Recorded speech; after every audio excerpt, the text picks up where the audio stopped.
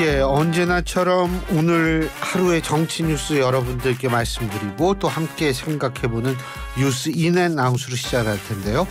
오늘은 YTN에 여러분한테 허리 얘기는 하지 말아달라고 얘기하는 이우영 아나운서와 함께하겠습니다. 안녕하세요. 안녕하세요. 뉴스 할아버지 신윤 교수님의 귀염둥이 뉴스 정면 승부의 판다 이우영입니다. 예, 네. 그 얘기하지 말라고 그래서 얘기 안 했어요. 네. 아주 감사합니다. 그럼요. 네. 예, 뭐 운동을 하다가 이 근육이 좀 놀랬다 이런 얘기도 안 하려고 그래요. 네. 여러분 조심하셔야 됩니다. 운동하실 때 예. 뭐 저는 아닌데 그렇죠. 많은 분들이 뭐 스쿼트 이런 거 하시다가 허리 다치시니까 예. 네, 조심하셔야 된다고. 그리고 저는 사실 그런 얘기도 안 하려고 그래요. 네. 좀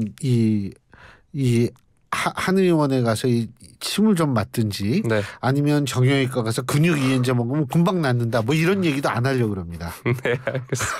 이게 또 1월이라 온 헬스장에 사람들이 정말 가득합니다. 아, 원래 1월 달 되면 네. 그게 두 가지를 해요. 하나는 금연 결심, 담배 피시던 분들. 네. 또 하나는 이제 운동을 열심히 하다 딱 두 가지를 네. 하거든요. 근데 또 2월이면 싹 빠지시거든요. 그렇죠. 네. 맞아요. 네. 네. 그래서 이제 1월에 또 워낙 많은 분들이 있으니까. 그래도 작심삼일보다는 한 달은 간다는 게 이게 대단한 거죠. 근데 사실은 한 달이 아니에요. 저도 이렇게 보면 2주에서 3주예요. 예? 예. 마치 시사 이슈 같네요. 네. 어쭈. 오. 2주에서 3주 정도면 이슈가 사라진다라고 늘 말씀해 주시니까. 그것도 아주 충격적인 이슈가 2주에서 3주 정도 가죠. 네. 3주까지도 안 가요. 요새 2주, 10일에서 2주 뭐 요 정도 갑니다. 그러니까 개인에게 충격적인 이슈는 이제 내 몸무게가 이만큼 됐나라는 그 개인의 충격적인 이슈다 보니까. 아, 제가 참 그 말씀을 드리고 네. 잊어먹었는데 그 말씀 드리니까 이 생각이 나는데 오늘 올라오다가 정성호 의원을 만났습니다. 더불어민주당. 그래서 제가 꼭 한번 저희 프로그램에 모시겠다 그랬더니 오케이 하셨어요. 그래서 제가 그 얘기 갑자기 생각이 나네요. 예. 네. 갑자기 그 생각이 나요. 네. 예. 근데 2주에서 3주 하여간 뭐 이거 어쨌든 운동 안 했다 하면 근데 운동 많이 했잖아요. 저요? 네. 아, 네네. 예, 그러니까 뭐 허리 같은 데는 안 다치죠. 그렇죠. 저는 안 그죠? 다치죠. 네. 그래서 네. 나도 그 얘기를 안 하려고 그래요. 예, 예. 제가요 안경이 여러 개라서 그냥 수시로 바꿔 쓰려고 우리 누나가 저한테 그러더라고요. 그래가지고 네. 이제 그러려고. 중요한 거 뭐가 빼먹으셨습니다. 그래요? 뭐가 그래요? 근데? 중요한 거 빼먹. 지금 뭐가 그렇다고 한 거예요? 별 영혼 없이 했습니다. 영혼 없이 했죠. 네. 예, 예. 지금 우리 청취자 여러분들은 안경이 바뀌었다고 말을 하는데 네. 관심이 없으니까 안경 바뀐지도 모르죠. 후드티의 끈 색깔도 바뀌셨는데요? 아니에요, 똑같아요. 네, 그건. 맞습니다. 예. 똑같습니다. 네. 자, 오늘 저는 뭐 이우영 아나운서가 얘기하지 말아달라는 건 얘기를 안 했으니까요. 네. 우리 청취자 여러분들도 이우영 아나운서의 이 근육 걱정 이런 거 하실 필요가 없습니다. 혹시 그래도 근육 문제에 의문이 계신 분은 우물정 0945 샵 0945로 문자를 보내주시면 저희가 방송 중에 이우영 아나운서께 전해드리고 유료 문자입니다. 짧은 문자 50원, 긴 문자 100원의 유료 문자이면 말씀을 드립니다. 예, 네. 예, 예. 오늘 정말 중요한 날인데 그걸 하나 빼먹었습니다. 뭐요? 무슨 날인지 아시나요? 무슨 날이에요? 저희 어머니 생신입니다. 아유, 생신 축하드립니다. 네, 감사합니다. 예, 아이고 이게 헤르찔리 글릭분시쯤 게부스탁 독일어입니다. 예. 감사합니다. 해피 네. 버스데이 데이. 네. 예. 구텐탁. 네. 네. 예. 알겠습니다. 자, 네. 오늘 어떤 얘기부터 해볼까요? 자, 한동훈 비상대책위원장 광주를 찾은 얘기 먼저 한번 해볼 텐데요. 예. 국민의힘 한동훈 비대위원장 취임 후 처음으로 광주를 찾았습니다. 광주 5.18 민주묘역에 참배를 했고요. 광주시당 신년 인사회에 참석을 했는데 여기서 5월 광주 정신은 어려운 상황에서 민주주의를 지키는 정신이다라고 하면서 대한민국의 헌법 정신과 정확히 일치한다라고 말을 했습니다. 또 우리 헌법 전문에 5.18 정신이 들어가면 헌법이 훨씬 더 풍성해지고 선명해지고 자랑스러워질 것 같다라고 하면서 이 헌법 전문 수록에 단순히 동의하는 게 아니라 적극적으로 추진한다는 게 당의 공식 입장이다라고 말을 했습니다. 이 5.18 정신 헌법 수록은 윤 대통령도 대선 과정에서 제시했던 공약인데요. 다만 이를 위해서는 이제 개헌이 필요한 겁니다. 한 위원장은 우리 헌법이 개정된 지가 굉장히 오래됐다라고 하면서 헌법에 대한 문제는 절차적 문제도 굉장히 중요하다. 어떤 식으로든 헌법 개정 절차가 이루어진다면 지금 상황에서 5.18 정신을 헌법 전문에 수록하는 것을 반대하는 세력은 아무도 없을 것이다 라고 말을 했습니다. 이 헌법 개헌과 관련해서는 여러 가지 논의가 있는 상황이라고 이야기를 하고 있고요. 그리고 이제 한동훈 위원장이 이제 5.18 민주화 운동 관련해서도 이야기를 했는데 대학에 다닐 때쯤 민주화 운동이 치열한 상황은 아니었지만 그래도 광주를 처음 배우고 대학가나 이런 데서 광주의 비디오들을 몰래 보던 시대의 마렵 정도였다라고 회고를 했고 법무부 장관을 하면서 2차례 와서 임을 위한 행진곡을 불렀던 그 마음이나 지금이나 똑같다라고 말을 했습니다. 5.18 민주묘역 방명록에는 민주주의를 위한 광주 시민의 위대한 헌신을 존경한다. 그 뜻을 생각하며 동료 시민들과 함께 미래를 만들겠다라고 적었습니다. 한 위원장은 또 우리 당은 호남에서 정말 당선되고 싶다 이렇게 말을 했고요. 그렇게만 된다면 우리 당의 승리이기에 앞서 이 나라 정치에 값을 매길 수 없을 정도의 대단한 승리가 될 것이다 라고 말을 했습니다. 오는 6일에는 김대중 전 대통령 탄생 100주년 기념식에 참석할 예정이라고도 하는데요. 한동훈 비대위원장 광주를 찾았습니다. 5.18 묘역 참배를 비롯해서 5.18 정신의 헌법 수록도 이야기를 했는데요. 한 위원장의 발언이나 행보 어떻게 보셨나요? 예, 뭐 일단은 저는 그 5.18 광주 민주항쟁을 비롯한 전두환 일당의 그 1.12 군사 쿠데타 이거는 진보 보수의 문제는 아니라고 생각합니다. 이 소위 말하는 군부들이 군홧발로 대한민국의 법치와 민주주의를 짓밟은 바로 그런 사건이기 때문에 이거는 권력력에 불타는 일부 정치 군인들의 아주 악질적인 정치 군인들의 쿠데타에 불과한 것이지 이것은 진보 보수의 문제가 아닙니다. 그렇기 때문에 당연히 보수 정당이 지금 당대표를 하고 있다라고 얘기를 할 수 있는 한동훈 비대위원장이 이런 언급을 하는 것은 의무이자 역사에 대한 책임의식이자 그리고 당연한 얘기라고 저는 생각을 합니다. 그리고 근데 이제 5.18 그 정신 헌법 수록 말이에요. 네. 이 문제는 사실 이게 이제 개헌을 해야 되거든요. 근데 이 원포인트 개헌 이 부분만 바꾸자고 개헌을 해가지고 국민투표해야 되거든요. 그러기에는 사실 좀 그러니까 저는 사실 이 헌법 개정을 할 필요가 있다고 생각을 해요. 87년 체제라고 얘기를 하는 것이 너무나 오래됐고 그렇죠. 사회가 많이 변했고 또 하나는 전 뭐냐면 권력구조 개편도 이건 전적으로 제 개인적인 생각입니다. 권력구조 개편도 필요하다고 보거든요. 다시 말해서 우리가 지금 대통령제 자꾸 좋아하고 뭐 4년 중임제 개헌만 얘기를 하는데 한번 우리 청취자 여러분들은 우리 프로그램을 들으니까 이거를 좀 합리적으로 한 번만 생각해 주십사 부탁드리고 싶은 게 있어요. 우리도 이제 경제적으로 선진국이 됐는데 자 경제적으로 선진국이 됐는데 권력구조로 대통령제를 갖고 있는 나라가 과연 어디일까? 사실은 미국, 프랑스는 이원집정부제예요. 이론적으로 따지면. 그럼 미국이 대통령제인데 미국하고 우리하고 또 달라요. 미국은 연방제라는 속에서 대통령제거든요. 그 나머지는 전부 내각제거든요. 내각제로 보시면 됩니다가 아니라 내각제거든요. 또 일부에서 헷갈리시는 분들 아니 독일도 대통령이 있고 이탈리아도 대통령이 있는데 대통령은 내각제하는 국가도 다 있습니다. 그냥 근데 아무런 역할 없이 그냥 국가 원수로 그냥 얼굴만 내비치는 이런 역할을 하는 아무런 역할이 없어요. 그 국가 원수는 필요하니까 그렇기 때문에 제가 볼 때에는 지금 우리가 하면 민주당 탄핵만 얘기하고 있잖아요. 이런 식으로 할 바에는 한번 언제든지 문제가 있거나 진짜 그렇다면 다시 한번 선거를 치러서 이 신임을 물을 수 있는 내각제를 이제는 사실은 곰곰이 생각해 볼 때가 되지 않았나. 근데 어쨌든 이런 걸 모두 포함해서 개헌을 하려면 그런 식으로 해야 되거든요. 그래서 5.18 정신의 헌법 수록은 너무나 당연한 일이지만 여태까지 너무나 오래 나온 얘기지만 이번 기회에 개헌 문제에 대해서도 사실은 좀 심각하게 논의가 됐으면 좋겠다 이런 생각을 해보게 됩니다. 네. 자, 다음 소식 살펴보도록 하겠습니다. 흉기 습격을 당한 민주당 이재명 대표의 부재 상황이 당분간 계속될 것으로 보입니다. 그래서 민주당의 총선 일정표도 어느 정도 속도 조절이 필요한 상황인데요. 이 대표에게 별다른 합병증이 생기지 않아도 최소 열흘, 2주 정도는 입원 치료를 받아야 한다는 전망이 지금 나오고 있습니다. 일단 민주당 지도부는 이 대표 부재에 따른 당무 공백 상황을 최소화하겠다. 총선 준비는 큰 차질이 없다. 이렇게 말을 하고 있는데요. 하지만 총선 준비 단계에서 이 대표가 최종 결정권을 행사하거나 정무적 판단을 해야 할 영역이 있고 또 당장 공천 업무, 인재 영입 등에서는 속도 조절이 이뤄질 가능성이 있습니다. 오늘 홍익표 원내대표가 MBC 라디오와 인터뷰를 가졌는데 지금 중요한 당무 같은 경우는 약간 보류하고 있다라고 하면서 일반적인 당무는 최고위원회에서 같이 처리하고 있다라고 말을 했습니다. 당장 시급한 총선 당무는 일단 공천 업무를 담당하는 공천관리위원회 구성인데요.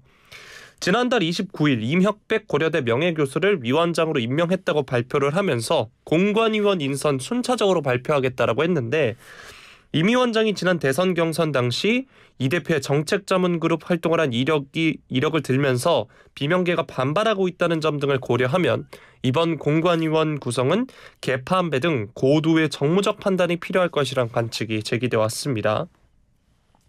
민주당은 통상 2월엔 공천이 진행돼야 한다는 점에서 공관위원 구성만 마치고 나면 관련 업무에 본격적으로 속도를 내겠다는 방침이고요. 영입 인재 발표의 경우에는 주춤할 가능성이 큽니다. 일단 당 인재위원장을 겸하고 있습니다. 이재명 대표가 그랬기 때문에 영입 인사를 직접 맞이하는 모양새를 갖추려면 이 대표가 당무를 정상적으로 재개한 뒤에나 가능할 것으로 보이는 상황입니다.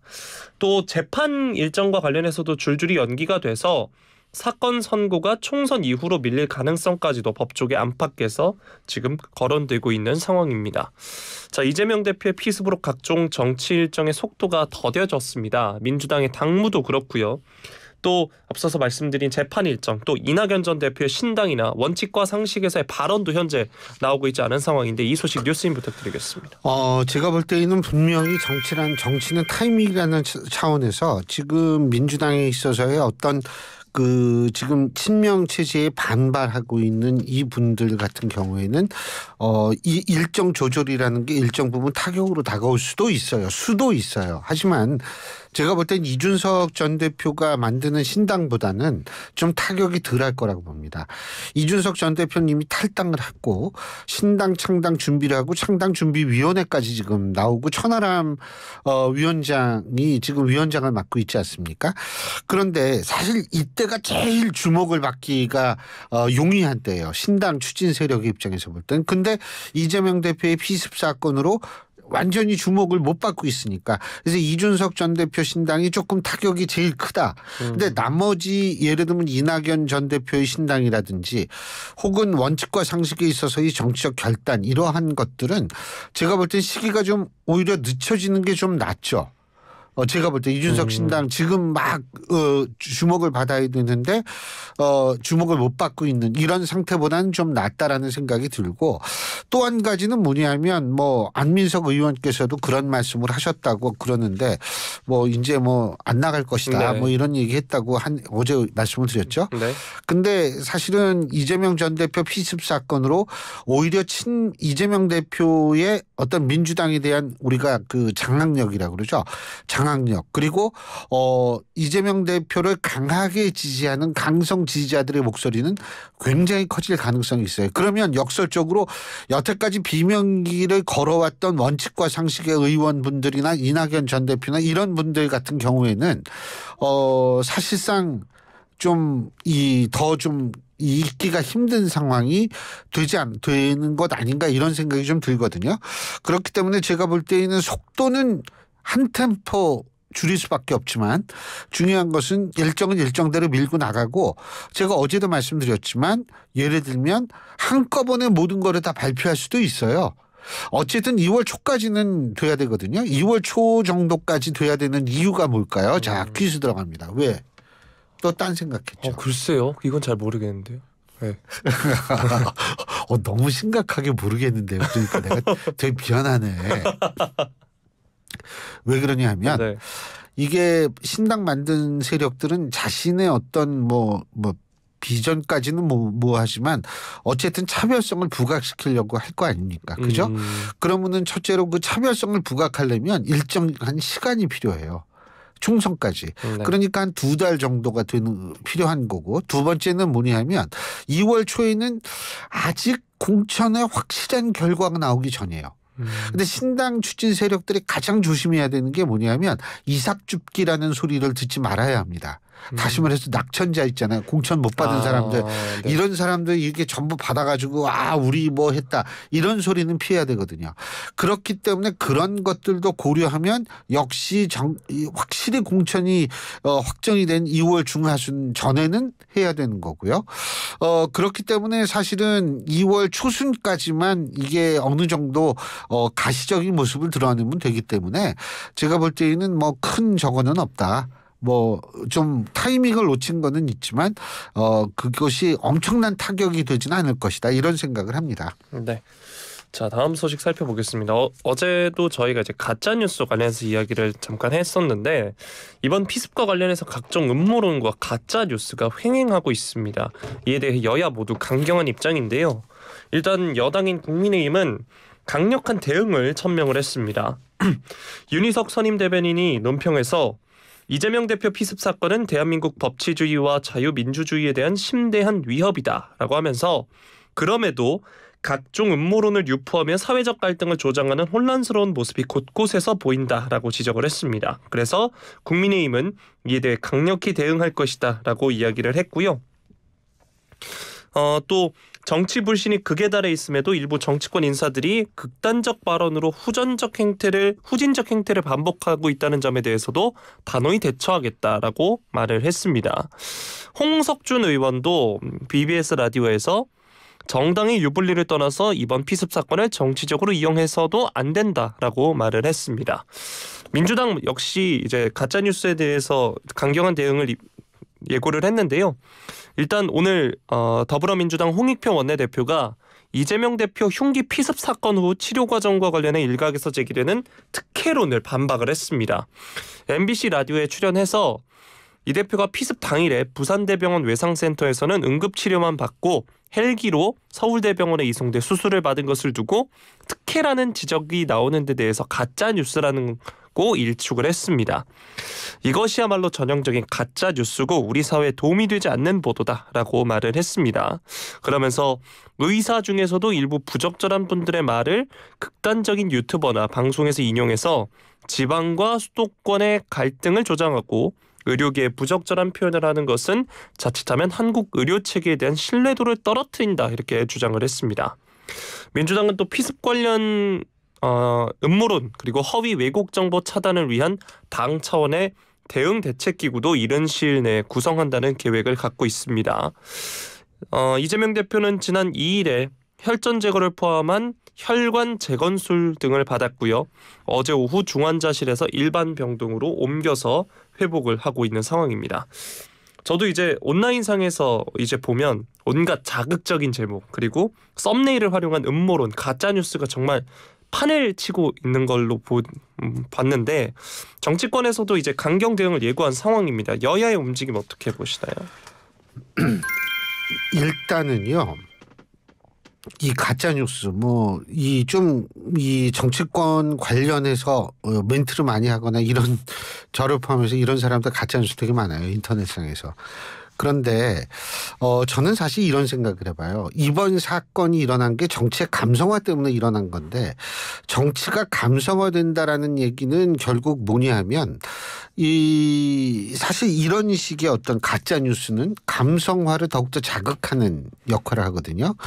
그런데 제가 좀 한 가지 지적하고 싶은 게 좀 그게 되게 좀 앞뒤가 안 맞는 얘기인 게 유튜버들 있잖아요. 네. 본인들은 자신들의 이 채널을 방송이라고 표현을 합니다. 네, 네? 그렇죠. 이름도 무슨 TV 방송. 오케이. 하십시오. 그러면 방송법의 규제를 받아야 됩니다. 근데 방송법의 규제를 안 받으면서 자신들은 방송이라고 얘기하고 온갖 얘기를 다 해요. 만일 말이에요. 방송법의 규제를 받게 된다면 제가 볼 때에는 지금과 같이 가짜 뉴스가 횡행하는 것은 좀 줄지 않을까라는 생각이 들어요. 일부에서 얘기를 하는 게 뭐냐면 플랫폼을 제재를 하면 된다 이런 얘기를 하는데 제가 오늘 아침에 어떤 기자님이 저한테 멘트 달려고 그랬을 때 제가 웃었어요.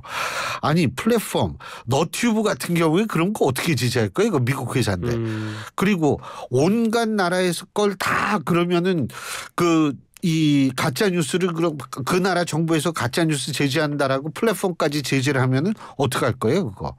그렇기 때문에 제가 생각할 때에는 플랫폼 제재는 현실적인 방식이 아니고 방송법 규제를 받아야 한다라는 이런 것들이고 또 하나는 이 정말 가짜 뉴스를 양산하고 도저히 어떤 법적 규제를 벗어난다라고 했을 때에는 너튜브 측에 욕을 하는 거죠. 정부 차원에서 채널을 삭제하든지 뭐 이런. 근데 이제 문제는 뭐냐면 채널을 삭제하면 또 만들어요. 맞아요. 예? 이게 또 다른 이름으로 또 만드는데 끝까지 추적해야죠. 그리고 이게 가짜 뉴스가 뭐냐면 저는 이게 문제가 심각한 게 상업용 가짜 뉴스도 많아요. 아, 그렇죠. 네. 예? 다시 말해서 조회수 늘리고 구독자 수 늘리고 이러려고 가짜 뉴스를 하는 거죠. 예? 그래서 이 소위 말하는 가짜 뉴스를 통해서 돈벌이를 하는 거 이거를 법적인 규제를 통해서 어떻게든 하지 않으면 제가 볼 때는 제2, 제3의 이재명 대표 사건과 같은 것이 발생할 가능성이 높아요. 이거는 정치권에서 여야 할 것 없이 심각하게 생각을 해야 됩니다. 예. 네. 자, 마지막 소식 살펴보겠습니다. 더불어민주당 전당대회 돈봉투 의혹의 정점으로 지목된 송영길 전 대표 오늘 구속 상태로 재판에 넘겨졌습니다. 지난해 4월 12일 무소속 윤관석, 이성만 의원에 대한 압수수색을 시작으로 수사를 본격화한 지 약 9개월 만인데요. 오늘 송 전 대표가 정당법, 정치자금법 위반, 특정범죄 가중처벌법상 뇌물 혐의로 구속 기소가 됐습니다. 검찰은 송 전 대표가 전당대회 돈봉투 살포 사건의 최종 의사결정권자였다라고 강조를 하고 있는데요. 송 전 대표는 일단 검찰 수사가 시작되자 지난해 4월 프랑스 파리에서 귀국을 했고요.